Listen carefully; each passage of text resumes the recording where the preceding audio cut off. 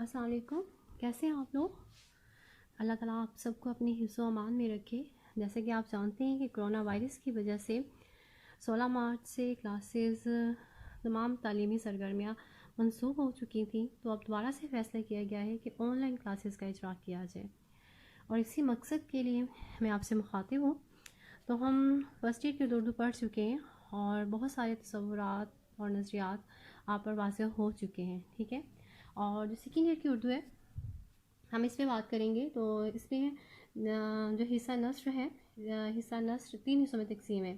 حصہ نثر، حصہ نظم اور حصہ غزل۔ جیسے کہ آپ جانتے ہیں کہ نثر کو انگریزی میں پروز کہا جاتا ہے، نثر کو انگریزی میں پروز کہا جاتا ہے اور اردو میں اس کے معنی بکھرے ہوئے مواد کے ہیں۔ اس میں ہم پہلا پڑھیں گے مناقب عمر بن عبدالعزیز۔ مناقب جمع ہے منقبت کی، اور اس کا مطلب ہے حضرت عمر بن عبدالعزیز کی خوبیاں، ان کی نیکیاں، ان کے خصائل،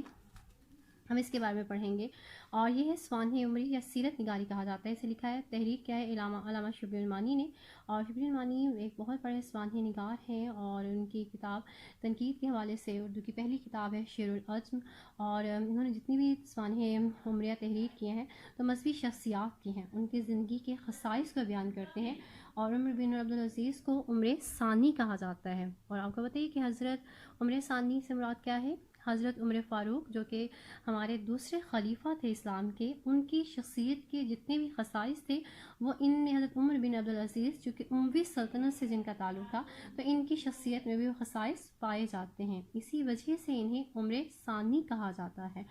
اور اس سے پہلے ہم بات کر چکے ہیں کہ سوانح نگاری کیا ہے۔ نثر میں ہم پڑھتے ہیں سوانح نگاری، ناول، ڈرامہ، افسانہ، سفر نامہ، مضامین۔ ہم اس پہ فرسٹ ایئر میں بہت زیادہ بات کر چکے ہیں، اور آپ کو معلوم ہے کہ سوانح نگاری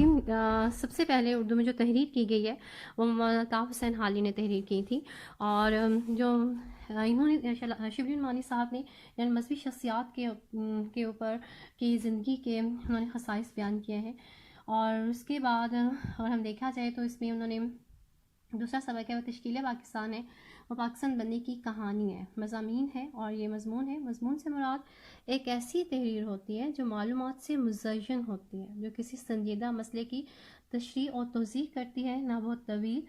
نہ بہت مختصر۔ اسے لکھا ہے میاں بشیر احمد نے، اور میاں بشیر احمد نے پاکستان بننے کی کہانی بیان کی ہے۔ جب ہم اسے پڑھیں گے، میں آپ کو پڑھاؤں گی، تو ہم اسے شروع کریں گے 712 سے، جب محمد بن قاسم سندھ میں داخل ہوتا ہے۔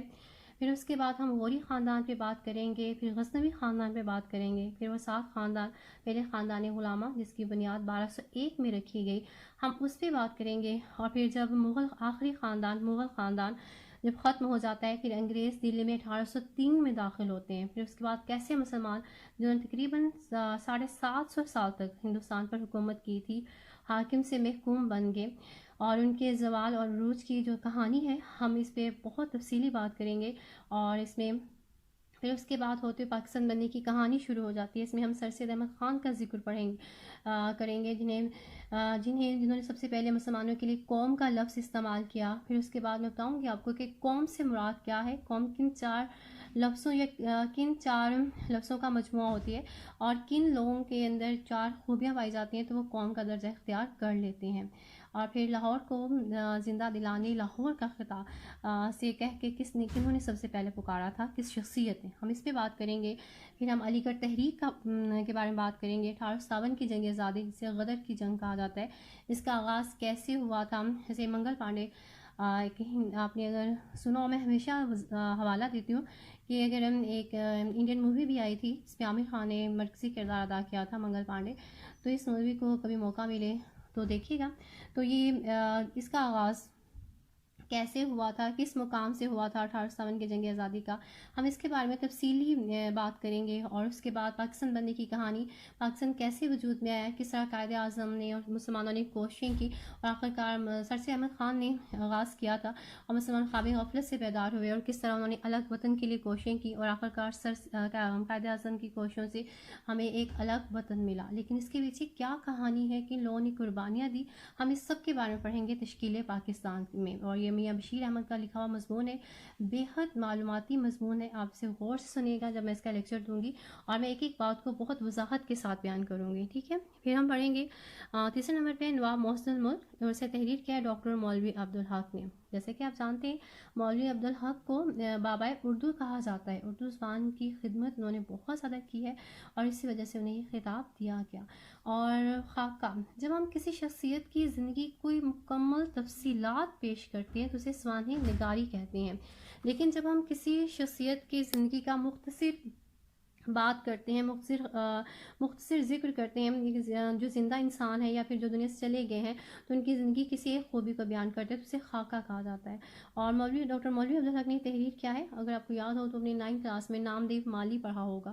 تو وہ اس میں مالی کے بارے میں ہے، اسی شخصیت کے بارے میں، ایک ایسا انسان تھا کس طرح پودوں کی حفاظت کرتے ہوئے اسے اپنی جان دے دی۔ اس طرح ڈاکٹر مولوی عبدالحق نے اس میں چند ہم عصر، ان کی کتاب کا نام ہے خاکوں کی، اس میں نواب صاحب کا لکھا ہے نواب صاحب کو محسن ملک کا نام کیسے دیا گیا، ان کا اصل نام کیا تھا، انہوں نے کس طرح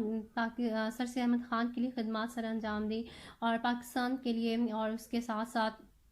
اور جس ریاست سے ان کا تعلق تھا اور اس ریاست کے لیے انہوں نے کیا کچھ کیا، اس کے بارے میں پڑھیں گے۔ اور علی گڑھ کے لیے، علی گڑھ تحریک میں انہوں نے ان کا کیا کردار ہے، اس کے بارے میں پھر ہم پڑھیں گے۔ چوتھے نمبر پہ ہے محنت پسند خیرمند، اسے لکھا ہے مولانا محمد حسین آزاد نے۔ یہ تجسیم نگاری ہے، جو چیزیں اپنا وجود نہیں رکھتی انہیں انسانی وجود عطا کرنا، یعنی آپ نے مجسم کو تجسیم کو مجسم کر کے پیش کرنا، جیسے کہ ایسے امید ہے، خوشی ہے، خواب ہے، یہ چیزیں جن کی آپ وضاحت کرتے ہیں، یہ ہمارے احساسات ہوتے ہیں، تو آپ نے ان کو سمجھانے کے لیے آپ نے انہیں انسانی وجود، کوئی وجود عطا کرنا۔ اس طرح مسلمان جو 1857 کی جنگ آزادی کے بعد خواب غفلت کا شکار ہو چکے تھے، تو ان میں جذبہ محنت اجاگر کرنے کے لیے مولانا محمد حسین آزاد نے ان کی کتابیں نرنگ خیال، وہاں سے یہ مضمون لیا گیا ہے، تو مسلمانوں کے اندر یہ احساس پیدا کیا جاتا ہے کہ کس طرح وہ محنت کر کے اپنا مقام پا سکتے ہیں۔ اس میں ایک ملک ہے،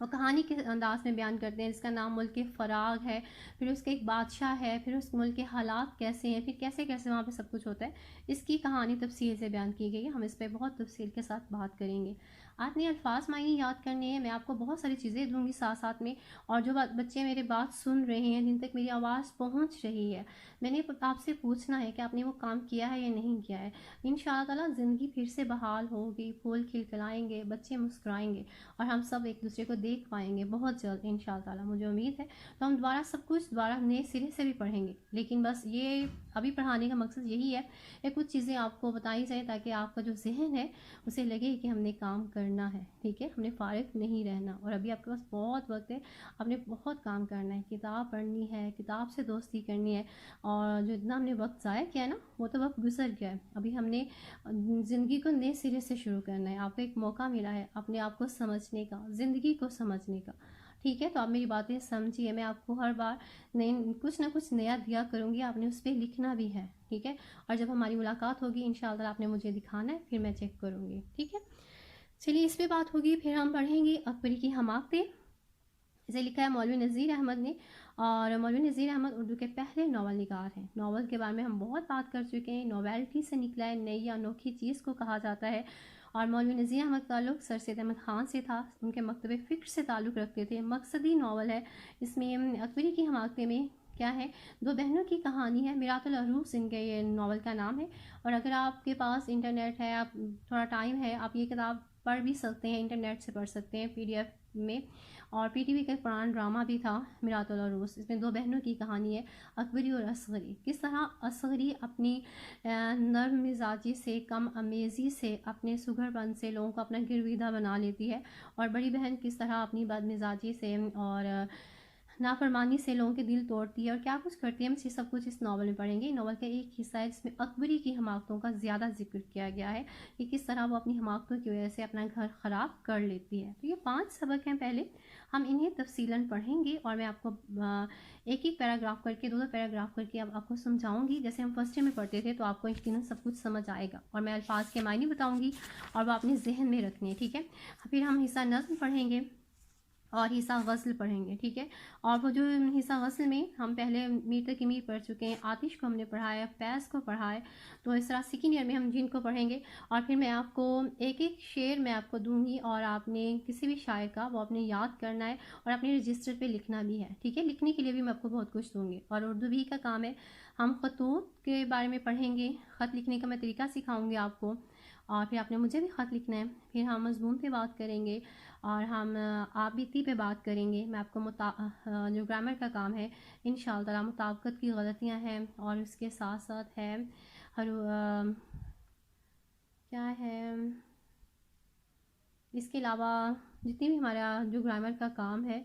انشاءاللہ تعالی ہم سب کریں گے. اور آپ نے جو آج ہے، آج کا صرف تعارف ہے. انشاءاللہ تعالی کل سے میں آپ کو باقاعدہ طور پر پڑھاؤں گی مناقب عمر بن عبدالعزیز. اور آپ کا جو ٹائم ہے، آپ نے اس ٹائم پہ وہ لیکچر سننا ہے، اور آپ کو جو سمجھ نہیں آئے گا آپ نے اسے انڈر لائن کر لینا ہے. انشاءاللہ تعالی جب ہم دوبارہ ملیں گے تو انشاءاللہ تعالی تو پھر اس کی وضاحت ہو جائے گی. لیکن ابھی آپ نے سننا ہے، اسے سمجھنا ہے، اور جو آپ کو سبق دیا جائے آپ نے اسے یاد بھی کرنا ہے. شکریہ. اپنا بہت سا خیال رکھیے گا.